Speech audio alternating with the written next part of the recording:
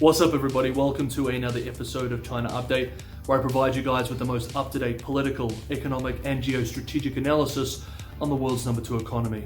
My name is Tony. Let's jump in.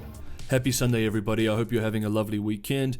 First up, earlier in the week we discussed official housing data for the month of November, which, among other concerning trends, like a 16.3% collapse in the actual value of home sales in the People's Republic of China, showed that new construction starts by floor area had contracted year on year by 21%. After months of decline, we are now seeing the pain of slowdown seeping into other sectors of the economy, risking an Evergrande triggered housing sector crisis, transforming into a general economic crisis.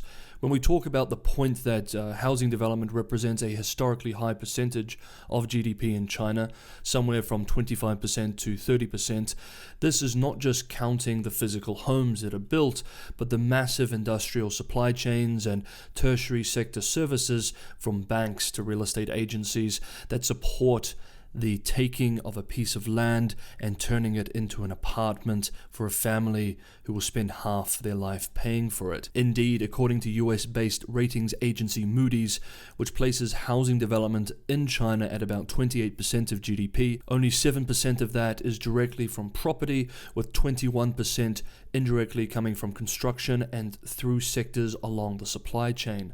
Thus, these inputs are massive parts of the economy in of themselves, employing tens of millions of people, whether it is in the production of furniture, glass, appliances, cement, or the big one, steel. Reports this week show that China's steel sector is feeling the pain. Unsurprising when we consider that construction activities represent over half of steel consumption in China.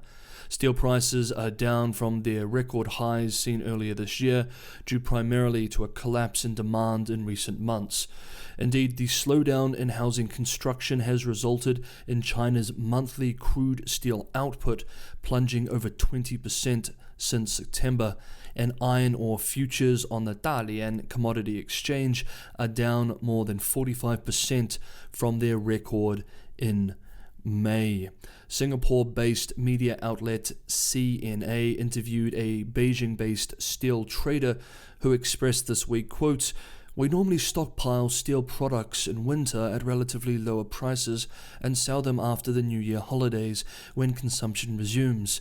But we are holding off this year. There's still uncertainty in the real estate market for 2022, and the situation is not expected to be fully reversed for another 6 to 12 months. End quote. Steel, of course, can be redirected into other industries, and the big one that the government has turned to again and again over the last few decades is publicly funded infrastructure. This week, the megacities of southwest China's Chongqing and the provincial capital of Sichuan, Chengdu, released plans to fund 160 projects worth over 2 trillion RMB, or approximately $314 billion US, which coincidentally is about the total debt holdings of Evergrande Group, next year as part of a twin city economic belt.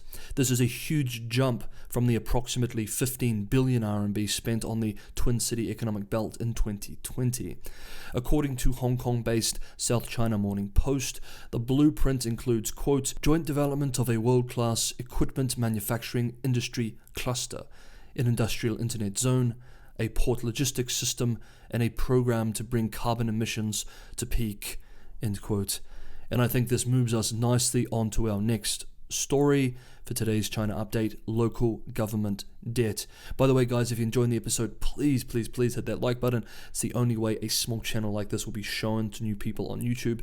And if you're enjoying the content, you're getting some value from it, maybe consider subscribing. Hit that bell notification and you'll have the most up-to-date analysis as we release this every day. And if you'd rather listen, search China Update on your favorite podcast platform and you should find this channel there as well. Okay, plug over. Let's continue. When we follow China and try to make sense of statements coming from state media, there is a decent rule of thumb, which is whenever you see the sudden release of a series of articles by state media about how the government is taking care of an issue and that it should be fixed soon, this typically indicates that officials are quite concerned concerned about said issue.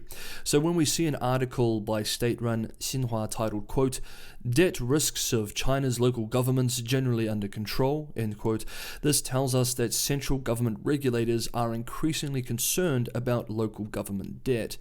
And they really should be. Now, according to that particular state-run article, by the end of 2020, local governments in China had about $4.03 trillion in outstanding debt, a debt ratio of 93.6%, below the international standard of 100% to 120%. This rate is often pointed to as evidence that local government debt is at a reasonable level. However, it fails to take into consideration the much higher hidden debt burden of local governments through local government financing vehicles and other implicitly backed state debt, whether through state enterprises, companies, banks, etc. This hidden debt has grown to such a level that state media also has to address it.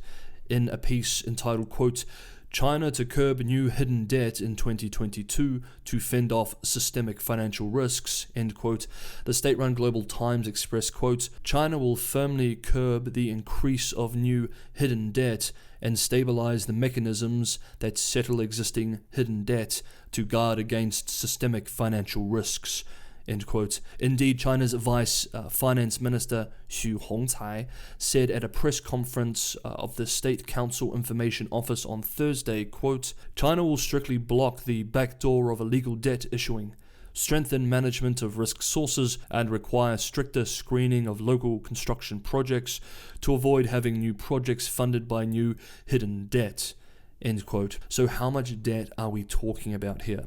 Well, debt from local government bonds, this is official debt, reached $4.5 trillion at the end of September this year. However, according to conservative estimates, local government hidden debts, including loans and bonds, reached $7 trillion at the end of 2020. And last month, economists at Goldman Sachs said in a report that at the end of September 2021, the total debt of China's local government financing vehicles rose to around 53 trillion RMB, or approximately $8.2 trillion. And as we know from another China update earlier in the week, local governments are borrowing more to meet spending obligations set by the central government. The State Council earlier this week allowed the issuance of special purpose local government bonds to start spending early in order to reverse the recent slowdown in the economy and growth, releasing up to $343.9 billion of borrowing authority for local governments. And finally, I wanted to touch on an astute observation made today by China finance expert from my alma mater, Peking University, Professor Michael Pettis. Professor Pettis has an incredible ability to communicate complex ideas in a manner that is simple, digestible, and easy to comprehend. This is what he observed. Quote, "If Beijing is really able to switch property investment massively away from empty luxury apartments and into affordable housing for the poor, it would take what, in my opinion, would be the single most effective step it can take towards rebalancing the economy. This doesn't come without risk, of course, not the least of which is to pop the real estate bubble, with all of the political and financial problems that entails. And after encouraging the world's biggest real estate bubble in 40 years, at least it won't be getting worse. What I think many analysts miss is that while the right policies are those that prevent adjustment costs from getting worse, they don't eliminate the adjustment costs that have already accumulated after so many years of non-productive investment and deep imbalances. To focus on just one sector, for example, the price of real estate in China is probably 2 to 3 times higher than what can be economically justified, which implies that there is 200 to 230 trillion RMB, approximately $36 trillion of fictitious wealth, collateralizing loans and propping up spending. As this is eroded over time, quickly or gradually, it must undermine credit, force debt repayments, reduce consumption and investment spending, and so sharply depress growth rates. Good real estate policies are just those that will prevent this cost from rising further. End quote. Hey guys, I'd love to hear what you thought about some of the updates we covered in today's episode, so throw your comments below. Always love hearing from you. Thank you for watching. I'll see you next time.